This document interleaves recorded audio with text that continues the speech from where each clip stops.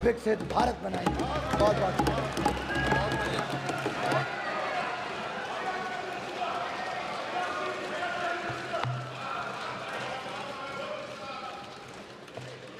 मान्य सदस्यगण प्रयास करें, जब कोई मान्य सदस्य बोला तो टोका टोकी नहीं करें।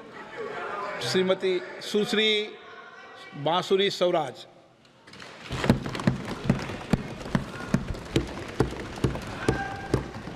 आदरणीय अध्यक्ष जी, मैं माननीय अनुराग ठाकुर जी द्वारा प्रस्तुत राष्ट्रपति अभिभाषण पर धन्यवाद प्रस्ताव का समर्थन करने के लिए आपके समक्ष उपस्थित हुई।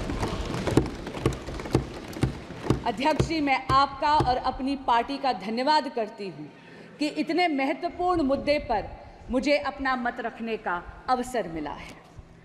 अध्यक्ष जी, ये राष्ट्रपति अभिभाषण ऐतिहासिक है। इसमें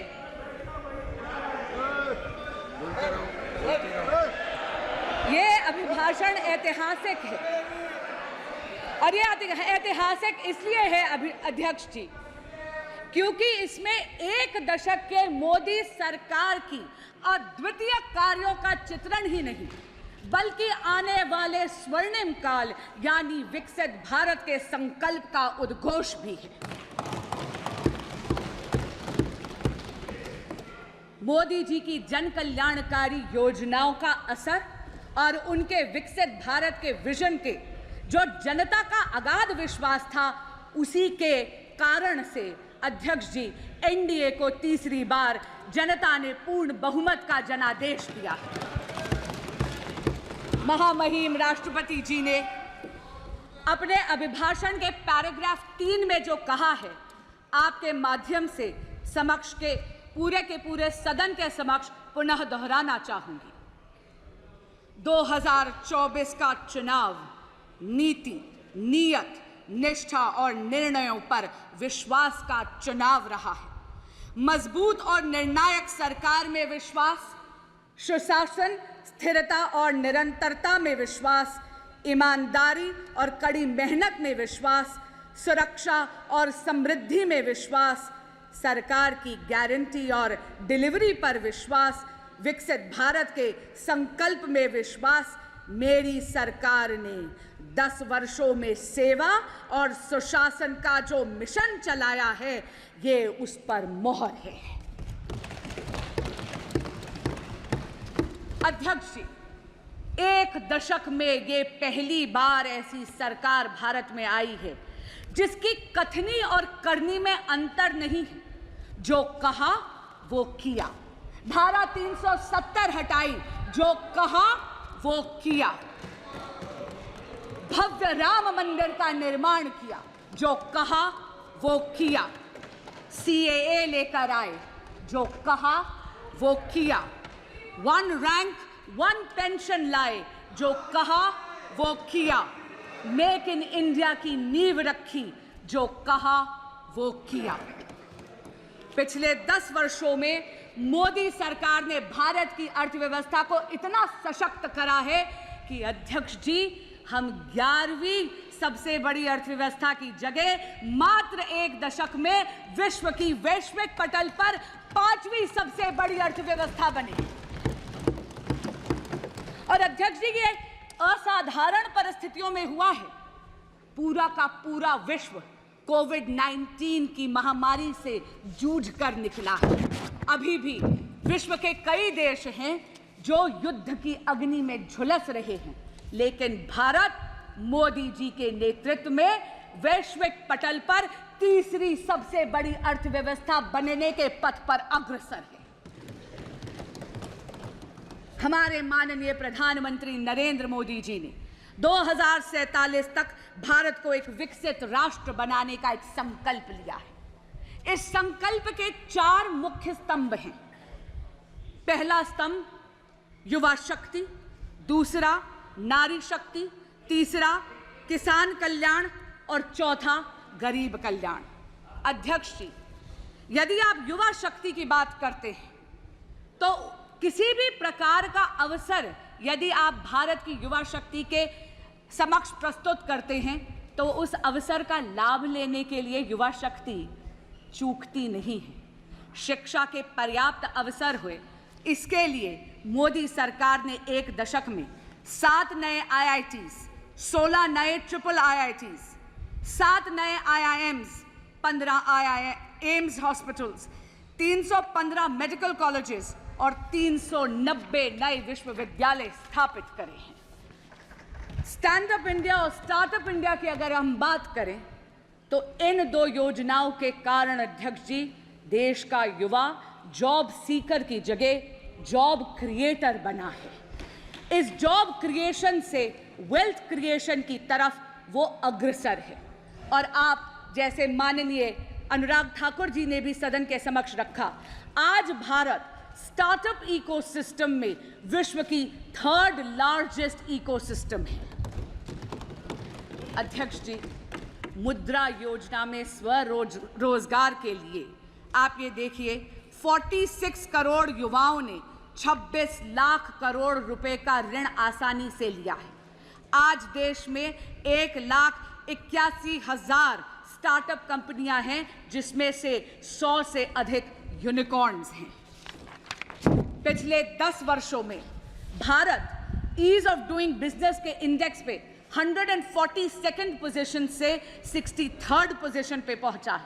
और पिछले 24 वर्षों में यानी 2000 से 2024 में ही भारत में कुल $990.97 बिलियन का FDI आया है, जिसमें से अध्यक्ष जी 67% यानी $667.4110 बिलियन मात्र पिछले 1 दशक में एनडीए की सरकार में आया है।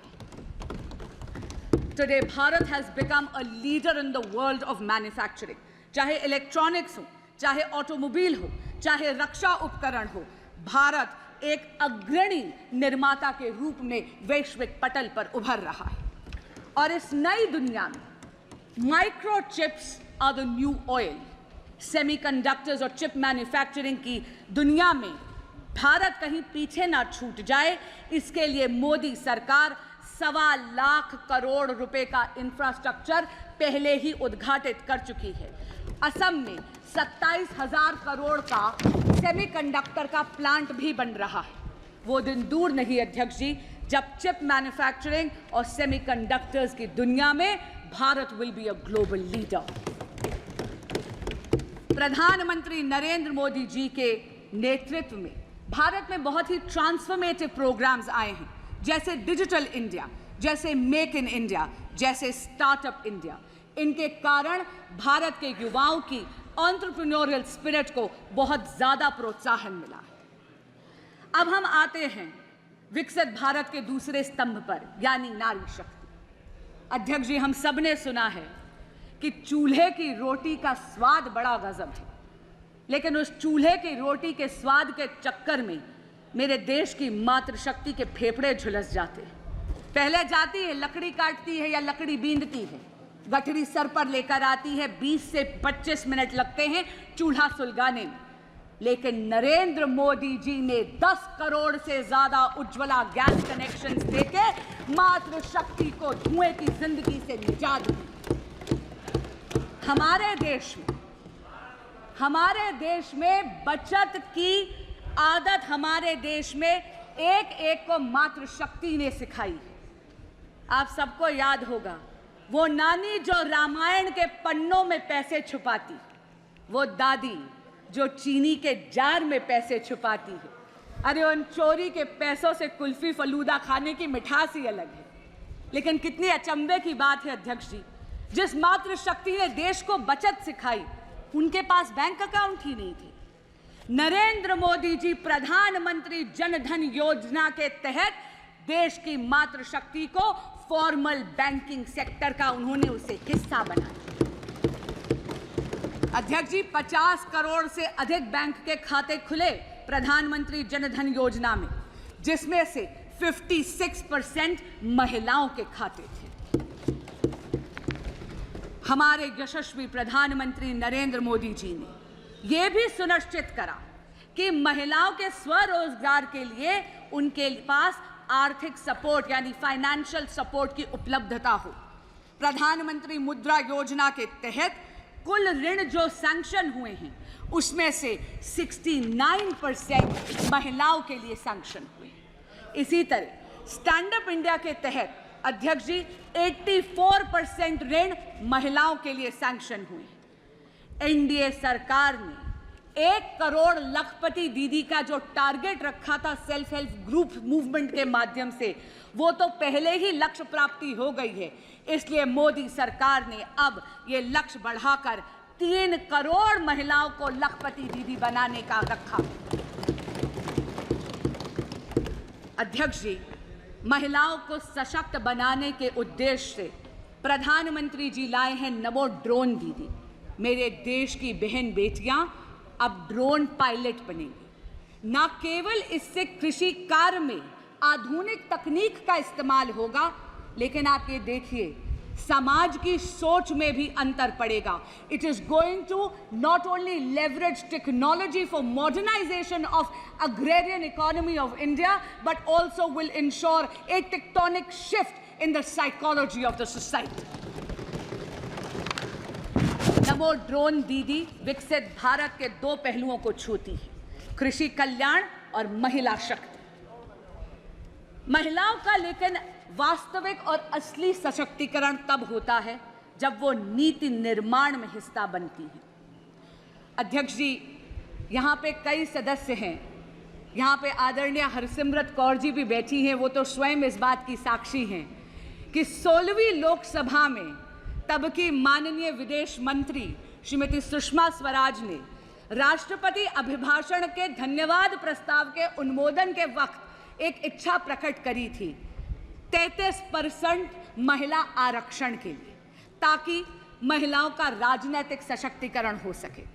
अध्यक्ष जी, मेरा मन प्रफुल्लित हो उठता है ये कहते हुए कि प्रधानमंत्री नरेंद्र मोदी जी और उनकी सरकार ने 17वीं लोकसभा में ही ये स्वप्न हकीकत में तब्दील कर दिया। अध्यक्ष जी, 18वीं लोकसभा में सुषमा स्वराज की दी हुई ये आंखें नारी शक्ति वंदन अधिनियम को लागू होते इस सदन में देखेंगी और इस ऐतिहासिक पल की साक्षी बनेंगी। विकसित भारत का अगला स्तंभ है किसान कल्याण। अध्यक्ष जी, एनडीए सरकार के लिए अन्नदाता देवतुल्य है और इसीलिए एनडीए सरकार ने इन देवतुल्य किसानों के लिए 3,20,000 करोड़ रुपए पीएम किसान सम्मान निधि के तहत पहले ही वितरित कर दी है। नई सरकार जैसे ही आई, पहला सबसे बड़ा निर्णय हमारे यशस्वी प्रधानमंत्री श्री नरेंद्र मोदी जी ने लिया 9.26 करोड़ किसानों को 20,000 करोड़ रुपए ट्रांसफर करने का। एनडीए सरकार ने किसानों की आय बढ़ाने के लिए एमएसपी में रिकॉर्ड बढ़ोतरी करी है। ऑर्गेनिक फार्मिंग, कोल्ड स्टोरेज, कृषि आधारित उद्योग, डेयरी और मत्स्य पालन में आधारित उद्योगों को भी प्रोत्साहित करा गया है। ग्रामीण सड़क योजना के तहत 3,20,000 किलोमीटर से ज्यादा सड़कें बनाई गई। विकसित भारत का चौथा और सबसे महत्वपूर्ण स्तंभ है गरीब कल्याण। अध्यक्ष जी, प्रधानमंत्री गरीब कल्याण योजना विश्व में सबसे बड़ी सामाजिक कल्याण योजना साबित हुई है। इसमें 81 करोड़ से ज्यादा लोगों को मुफ्त खाद्यान्न की सामग्री यानी मुफ्त राशन देकर मोदी जी ने खाद्य और पोषण की सुरक्षा सुनिश्चित करी है। जब हम देश की अर्थव्यवस्था की गाथा गाते हैं तो वो रेड़ी पटरी वालों के बिना अधूरी है। नरेंद्र मोदी जी ने पीएम स्वनिधि के तहत 70 लाख से ज्यादा रेड़ी पटरी वाले यानी स्ट्रीट वेंडर्स को 11,000 करोड़ का ऋण बिना गारंटी के मुहैया करवाया है। अध्यक्ष जी, जिनकी गारंटी कोई नहीं लेता, उनकी गारंटी लेते हैं नरेंद्र मोदी। हर व्यक्ति का एक स्वप्न होता है कि अपनी पक्की एक छत हो। पीएम आवास योजना के तहत एनडीए की सरकार ने इस ख्वाब को हकीकत में बदला है। 4 करोड़ से ज्यादा पक्के मकान इस देश के गरीब को दिए गए हैं और अब पीएम आवास योजना के तहत 3 करोड़ और पक्के मकान बनाने का संकल्प लिया गया है। आयुष्मान भारत के तहत 55 करोड़ से ज्यादा लाभार्थियों को मुफ्त इलाज मिला है, लेकिन आने वाला जो भविष्य है वो बहुत ही स्वर्णिम है। अध्यक्ष जी, एक वक्त आता है हर युवा की जिंदगी में जब उस उम्र के पड़ाव में आपके माँ बाप आपके बच्चे बन जाते हैं और आप अपने माँ बाप के माता पिता। हर युवा को हर वक्त चिंता रहती है माँ बाप के इलाज की। आयुष्मान भारत में 70 बरस के हर वरिष्ठ नागरिक को और ट्रांसजेंडर कम्युनिटी को भी इसमें लाभार्थियों की श्रेणी में अब एनडीए की सरकार लाएगी।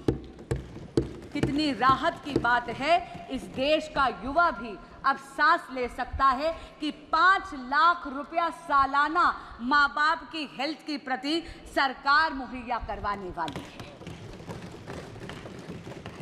पीएम सूर्य घर एक ऐसी फ्यूचरिस्टिक योजना है जहां पर आपके घरों के छतों पर सोलर पैनल्स लगाकर भगवान सूर्य नारायण की ऊर्जा के माध्यम से मुफ्त बिजली बनाई जाएगी। और अध्यक्ष जी, मुफ्त बिजली से भी बेहतर है कि वो जो बची हुई बिजली है, एक्सेस बिजली, आप ग्रिड पर बेचकर एक नई इनकम का सोर्स, एक नया आय का सोर्स भी होगा। लेकिन मोदी सरकार अलग है। अध्यक्ष जी, केवल नीति निर्माण ही नहीं करती, केवल योजनाएं ही नहीं बनाती, केवल उन योजनाओं का लाभ जन जन तक नहीं पहुंचाती, लेकिन वो लाभ सुनिश्चित हो, लास्ट माइल डिलीवरी हो, उसके लिए विकसित भारत संकल्प यात्रा भी निकालती है। अध्यक्ष जी, मोदी की गारंटी की गाड़ी आपके दरवाजे आती है, जनता के दरवाजे आती है। सभी सरकारी योजनाएं एक ही छत के नीचे है। आपको आधार कार्ड बनाना है, काउंटर वही है। पीएम स्वनिधि चाहिए, काउंटर वही है। आपको उज्ज्वला गैस कनेक्शन चाहिए, काउंटर वही है। गुड गवर्नेंस के साथ साथ accessibility to that good governance Modi सरकार सुनिश्चित करती है। एक अच्छी सरकार जो आए आपके द्वार। अध्यक्ष जी, सरकारें आईं और सरकारें गईं। गरीबी हटाओ केवल एक चुनावी जुमला बनकर रह गया था, लेकिन यशस्वी प्रधानमंत्री नरेंद्र मोदी जी ने सुनिश्चित करा 25 करोड़ लोगों को मल्टी डिमेंशनल गरीबी की रेखा से उभार दिया।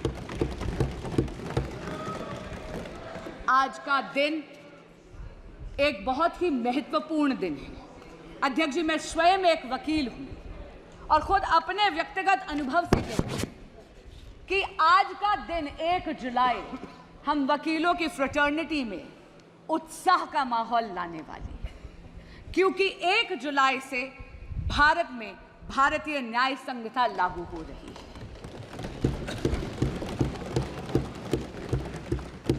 पहले के कानून ब्रिटिश राज की गुलामी की बेड़ियां थे जो हमारी न्याय प्रणाली को जकड़े हुए थे।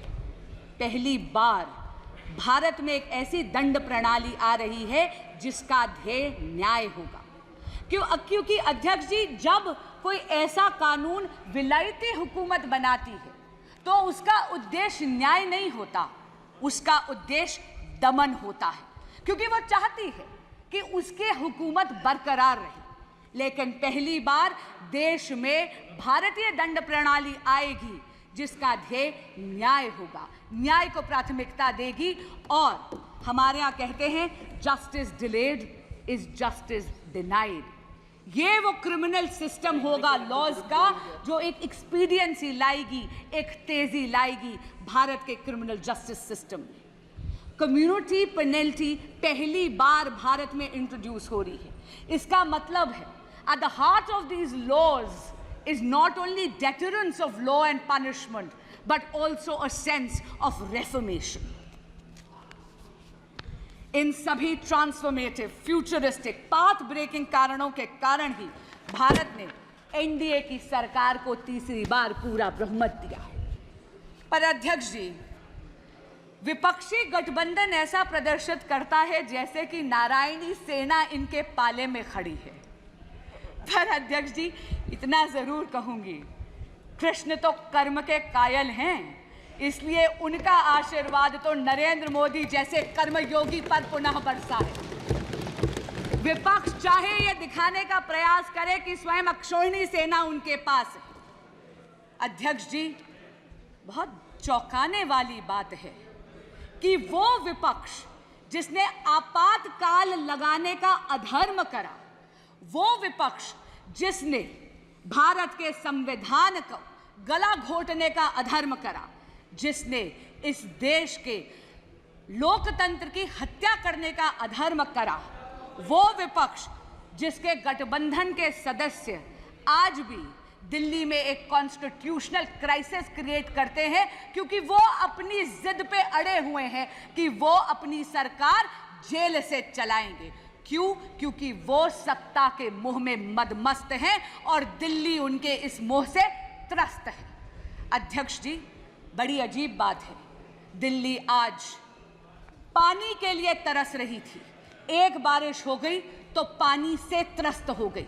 लेकिन ऐसा लगता है कि विपक्षी गठबंधन में या आम आदमी पार्टी में एक आपातकाल और एक अकाल पड़ा हुआ है कॉम्पिटेंस का और टैलेंट का, और इसीलिए माननीय मुख्यमंत्री अरविंद केजरीवाल जी मुख्यमंत्री की सीट को जकड़ कर बैठे हैं।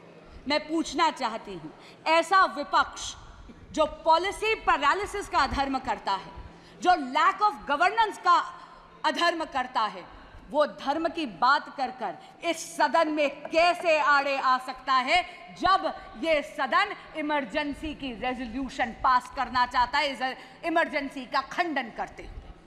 अध्यक्ष जी, मुझे एक प्रसंग याद आता है। महाभारत में युधिष्ठिर को जब अकर्मण्यता ग्रसित कर गई तो वो पितामह भीष्म के पास गए। पितामह भीष्म ने युधिष्ठिर जी को सुशासन के कई सूत्र दिए, लेकिन एक मूल मंत्र भी दिया, और वो मूल मंत्र था यतो धर्मस्य ततः कृष्णो, यतः कृष्णस्य ततो धर्मः। जहां धर्म है वहां कृष्ण है, जहां कृष्ण है वहां विजय है।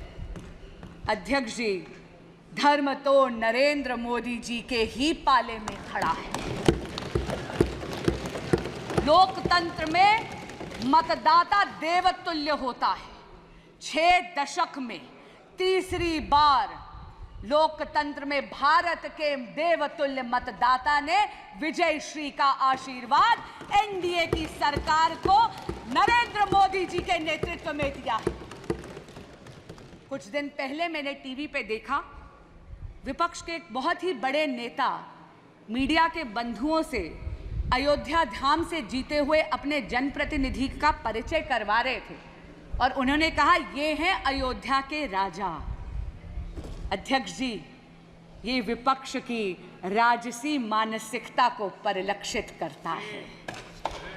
अध्यक्ष जी, हम तो सत्ता पक्ष में होकर भी सेवा परमो धर्मो वाले, राष्ट्र सर्वोपरि वाले हैं। हमारे तो यशस्वी प्रधानमंत्री भी अपने आप को देश का प्रधान सेवक कहते हैं।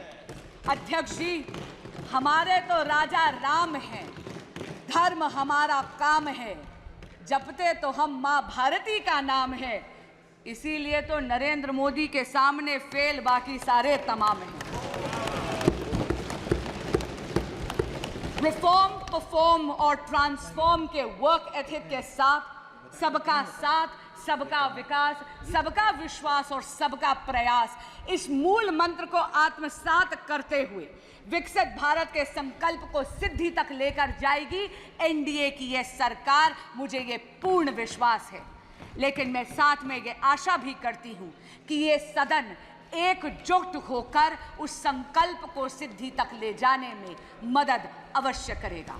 अध्यक्ष जी, आपने मुझे समय दिया और अपनी बात कहने का अवसर दिया, आपका बहुत बहुत धन्यवाद। मैं पुनः इस धन्यवाद प्रस्ताव का अनुमोदन करती हूँ।